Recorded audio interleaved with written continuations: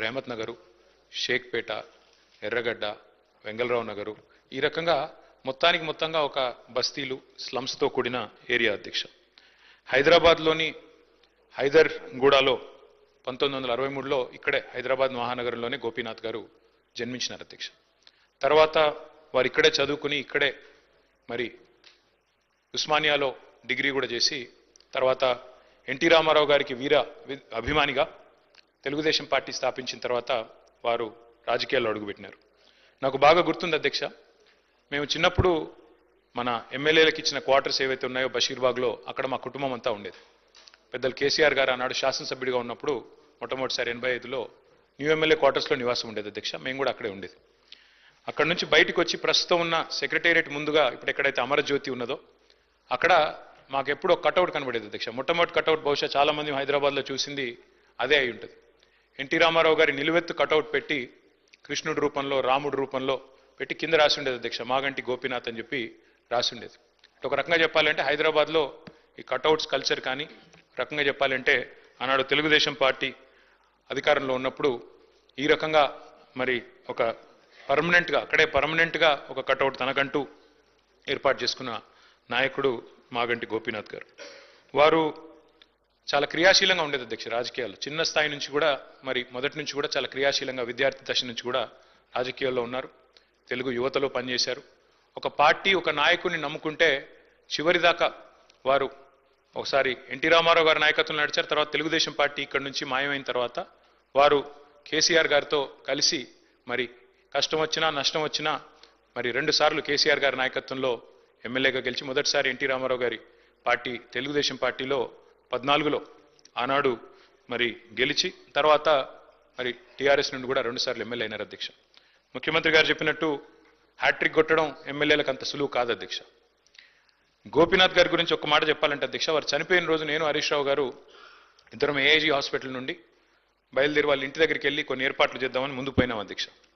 ఆ రోజు నిజంగా ఆశ్చర్యం అనిపించింది మాకు. చెప్తారు అధ్యక్ష, మన హైదరాబాద్లో సామెత చెప్తారు, ఊపర్ షేర్వాణి అందరు పరేషాని అని. అక్కడ పోయిన తర్వాత నేను హరీష్ రావు గారు నిజంగా ఆశ్చర్యానికి లోనైనాం. గోపీనాథ్ గారు ఉండే ఇల్లు ఒక మాదాపూర్ ఆ ప్రాంతంలో చాలా చిన్న ఇల్లు అధ్యక్ష. నాకు తెలిసి 250-300 గజాలు కూడా ఉంటుందో ఉండదో, చాలా చిన్న ఇల్లు. ఎన్నడూ కూడా గోపీనాథ్ గారు మాకు తను ఎప్పుడు కనబడ్డా ఇందాక మరి ప్రభుత్వం నుంచి చెప్పినట్టు ఎప్పుడు కూడా చాలా గుంభనంగా చాలా ఎప్పుడు కూడా ఎక్కడ కూడా తనకేమైనా ఇబ్బంది ఉన్నా చెప్పేవాడు కాదు అధ్యక్ష.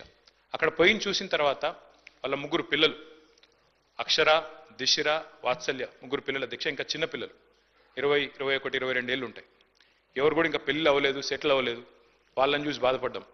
తర్వాత ఆ ఇల్లు చూసి కూడా బాధపడ్డాం, ఇట్లా ఉన్నారా ఈయన ఇన్ని రోజుల్లో. ఎందుకంటే ఎప్పుడు ఏ ఫంక్షన్ వచ్చినా బాగా లావిష్గా ఖర్చు పెట్టేటోడు అధ్యక్ష. ఊపర్ షేర్వాణి అందరు పరేషాన్ ఎందుకన్నా అంటే ఎక్కడ కూడా ఏంటో తెలియనియలే మాకు ఈ కష్టం ఉందని కానీ ఇంకోటని కానీ. తెలంగాణ ప్రభుత్వం ఆనాడు బతుకమ్మ చీరలు అనే కార్యక్రమం మనం 2016-17లో ప్రారంభించినాం అధ్యక్ష. కానీ అంతకంటే ముందే గోపీనాథ్ గారు తన కాన్స్టిట్యున్సీలో బతుకమ్మకి చీర పెట్టే ఒక సంస్కృతిని కూడా తీసుకొచ్చింది గోపీనాథ్ గారు అధ్యక్ష.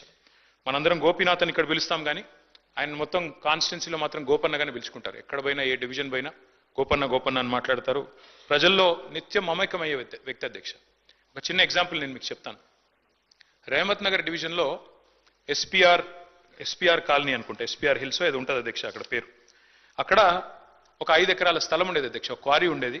ఆ క్వారీ మొత్తం అయిపోయింది, దాని క్వారీ అంతా కూడా ఎక్స్కవేషన్ అయిపోయింది. అక్కడ కబ్జా పెట్టడానికి చుట్టూ బస్తీలు అవి ఉన్నాయి. అక్కడ కొంతమంది కబ్జా పెట్టడానికి ప్రయత్నం చేస్తూ ఉన్నారు లోకల్ వాళ్ళు కొంతమంది. ఎవరు గోపీనాథ్ గారు పట్టుబట్టి ఆనాడు ప్రభుత్వంలో ఉన్న మా అందరినీ కూడా తీసుకెళ్లి ఆ ప్లేస్ చూపెట్టి అక్కడ ఒక మంచి పిల్లలు ఆడుకునే ఒక గ్రౌండ్, అదేవిధంగా అక్కడ కమ్యూనిటీ అంతా గ్యాదర్ అయ్యి చేసుకునే కార్యక్రమాలు చేయాలని చెప్పి పట్టుబట్టి దాన్ని ఒక గ్రౌండ్గా తీర్చిదిద్ది అక్కడ బతుకమ్మ వేడుకలు కానీ, అట్లాగే రంజాన్ అప్పుడు అక్కడ కార్యక్రమాలు చేయడమే కానీ, క్రిస్మస్ వేడుకలు చేయడం కానీ ఇవన్నీ కూడా చాలా జాగ్రత్తగా చేసేటాడు అధ్యక్ష. దాంతోపాటు అధ్యక్ష వారు మరి బతికినంత కాలం ఒక మాస్ లీడర్గా ప్రజల మధ్యనే ఉంటూ ఎప్పటికప్పుడు డైనమిక్గా తిరుగుతూ అర్ధరాత్రి సమస్య వచ్చినా అపరాత్రి సమస్య వచ్చినా అధికారులను వెంటనే సంప్రదించి పనులు చేసి పెట్టే ఒక మంచి మనస్తత్వం ఉన్న నాయకుడు అధ్యక్ష. మరి గోపీనాథ్ గారి మరణం, ఎందుకంటే మా నగర పార్టీ అధ్యక్షుడు కూడా వారు, దాంతోపాటు కేసీఆర్ గారికి మరి నమ్మిన విధేయుడిగా ఎన్ని ఒత్తిళ్లు వచ్చినా మరి ఒక నమ్మిన విధేయుడిగా మరి పార్టీలో 2 సార్లు గెలిచిన తర్వాత అదే పద్ధతుల్లో కొనసాగారు అధ్యక్ష. వారి మరణం మా పార్టీకి, అట్లాగే వారి కుటుంబం, వారి శ్రీమతి సునీత గారికి, అట్లాగే వారి పిల్లలకి, వారి తల్లిగారికి, వారి కుటుంబ సభ్యులందరికీ, వారి బ్రదర్కి అందరికీ కూడా తీరని లోటు అధ్యక్ష. దాంతోపాటు జూబ్లీ హిల్స్ నియోజకవర్గంలో తనదైన చిరస్మరణీయమైన ముద్ర ఏదైతే గోపీనాథ్ గారు వేసుకున్నారో తప్పకుండా ఆ నియోజకవర్గానికి కూడా ఇది తీరని లోటు. ఈ దుఃఖ సమయంలో వారి కుటుంబం తరపున మా పార్టీ పూర్తి స్థాయిలో అండగా ఉంటుంది అధ్యక్ష. పార్టీ కుటుంబాన్ని గతంలో కూడా ఎట్లా అయితే వివిధ మా సహచరులు మరణించినప్పుడు ఆ కుటుంబాలకు అండగా నిలబడ్డామో, ఎట్లయితే గట్టిగా ఆ కుటుంబాన్ని కాపాడుకున్నామో, అట్లాగే మాగంటి గోపీనాథ్ గారి కుటుంబం కూడా మరి పూర్తి స్థాయిలో గోపన్న లేకపోయినా వారి కుటుంబాన్ని సంపూర్ణంగా ఆదుకునే బాధ్యత, పూర్తి స్థాయిలో వారిని చూసుకునే బాధ్యత మా పార్టీ తీసుకుంటుంది. మరి ఈరోజు శాసనసభలో వారి సంతాప తీర్మానంలో ప్రసింగించే అవకాశం రావడం విషయంలో